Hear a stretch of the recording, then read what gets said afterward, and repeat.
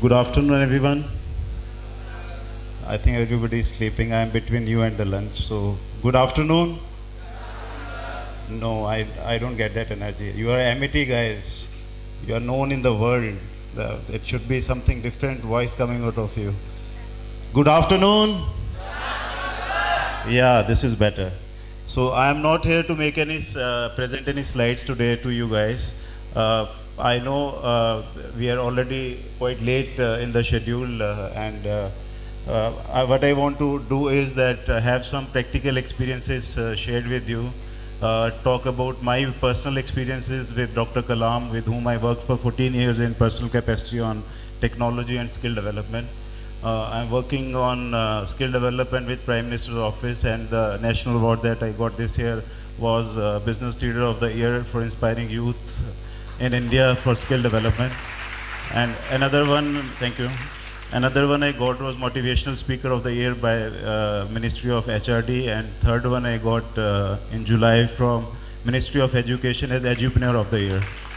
So one more is left, which was to happen on Saturday, but it's postponed. The minister backed out, so they have postponed it. That is the most desired leader in India for skill development this year. So that is briefly about myself. So how many students are from marketing here? Can you raise hands? Okay, who can tell me difference between sales and marketing? Because you have been studying here quite a lot about sales and marketing. Anyone? Sorry, I forgot to carry chocolates. I generally carry a lot of chocolates with me. People who answer right, they get it. Who can, anybody, who's the leader here? Be the leader, you are future leaders of India, right? And maybe the world. So don't hesitate, stand up.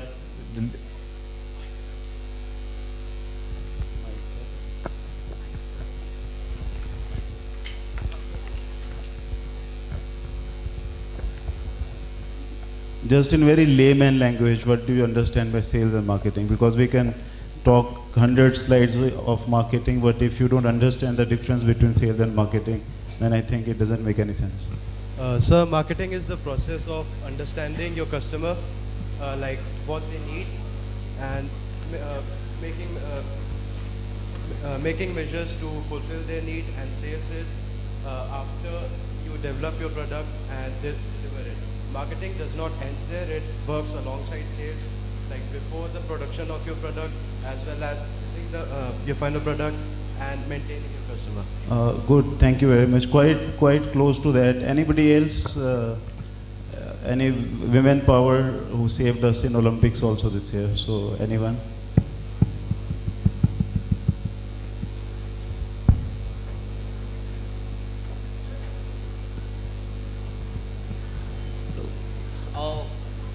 Work of marketing is basically to make people aware of the product so that its sales gets promoted. It basically tells the importance of the product to people. It basically has a work to define the product in such a way that it's really good and to promote the sales ultimately.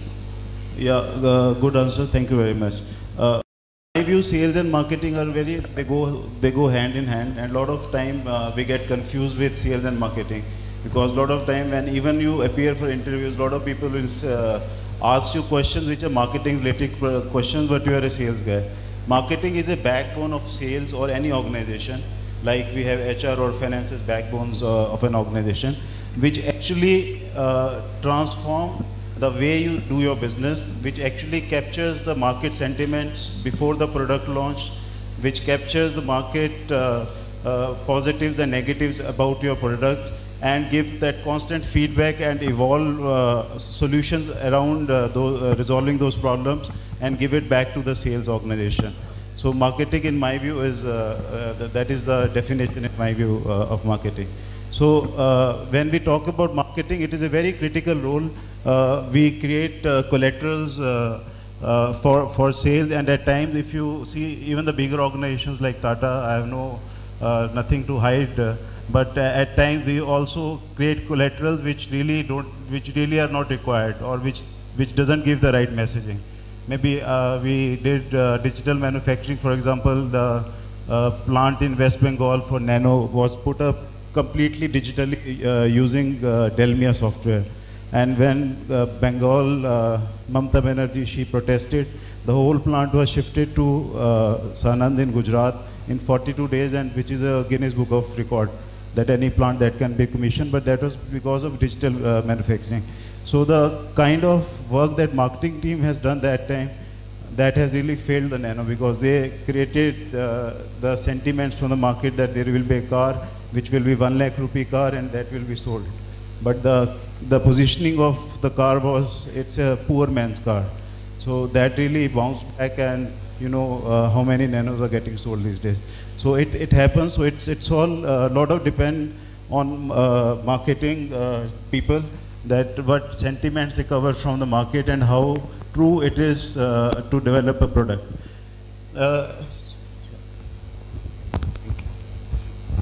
It's working? Can you hear me? Okay.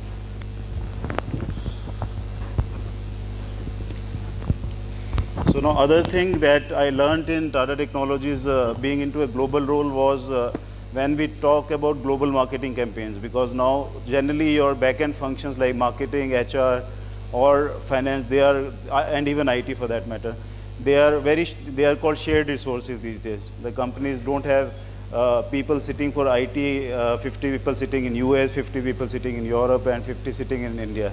They'll try to see which is a low-cost country, for example, India. They will put more people there and maybe 1 or 2 people in other territories and do everything back-end.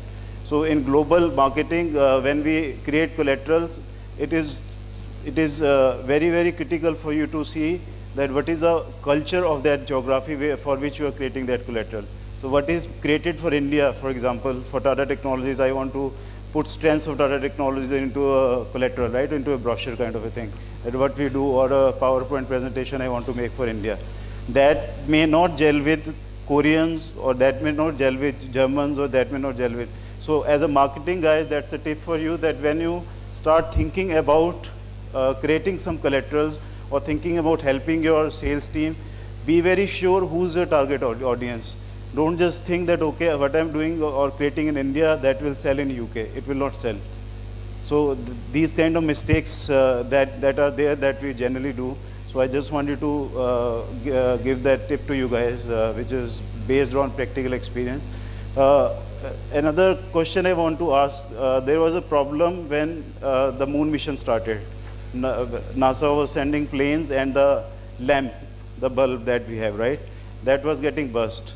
Every time they sent, they were not able to find solution, and a lot of countries spent millions of dollars to find a solution. So can anybody tell the solution? A 5th grader in US gave that solution. That's what Dr. Kalam has actually told me. So can anybody guess the solution? What could have been the solution? Whenever they land on moon, the lamp, they try to have a light there, the lamp bursts every time. So there was no solution. They were trying to find out. And after 2.5 years of research also, they were not able to do anything, NASA or any other country. A 5th grader student in California gave the solution. So any guesses? Anybody can answer that, please? Yeah. Sorry? Candle? No. Anybody else? You can make wild guess, not an issue. Nobody is going to. Please go ahead.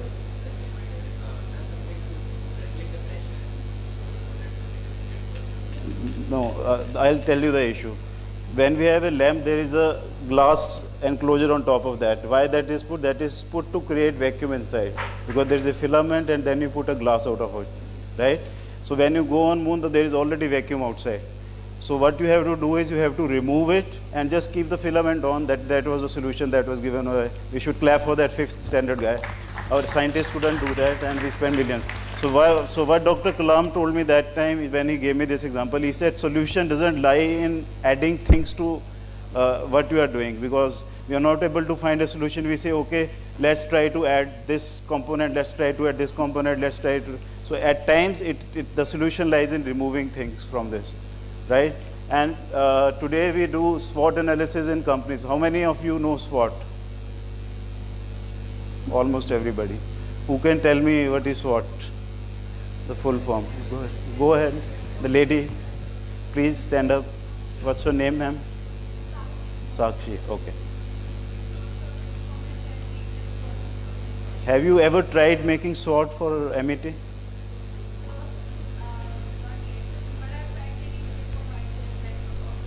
But why don't you make it for MET? You have sir sitting here.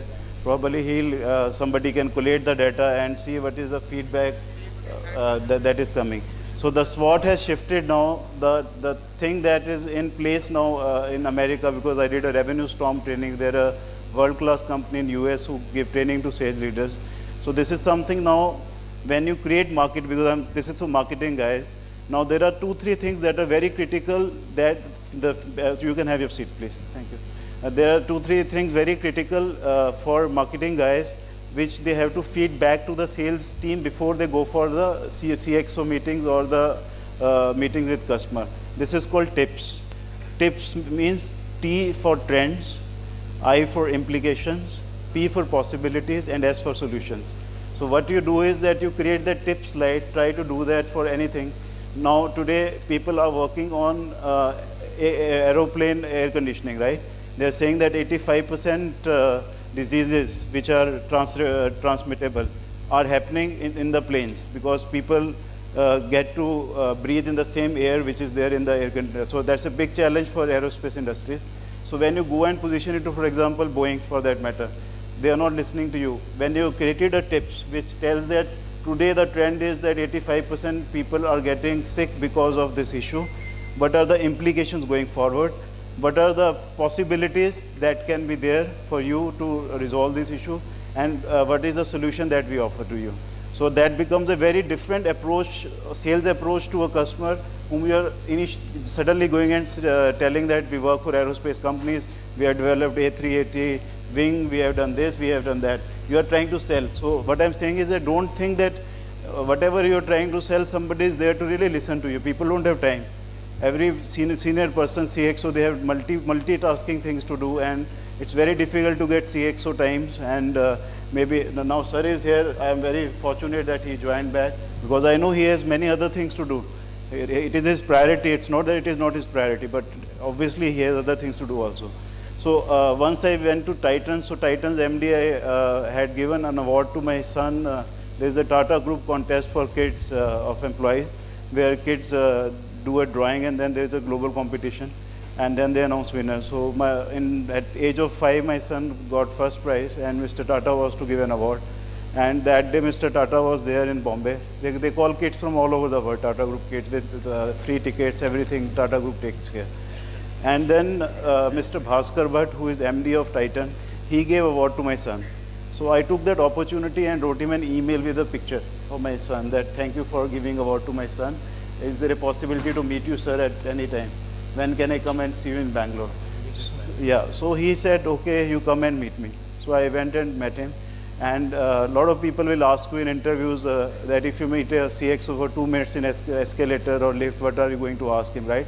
This question is very common. A lot of people ask that question, that you meet an CXO, you are in an elevator with him, in 2 minutes, what are you going to ask? I think that's a bullshit question, all due respect to people who ask that. So he asked me a question that, can you tell me what is my biggest challenge? Anybody who can tell me the biggest challenge that maybe Titan managing director has in his mind for his company? Anyone? You are smart guys. Any answers?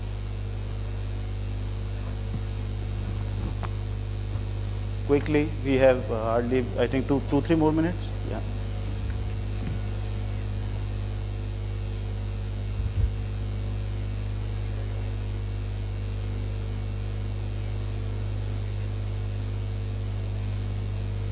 Anyone? Quickly. Yeah, please. Titan as a company, like I'm a managing, you are a managing director of Titan. So what is your biggest challenge in Titan?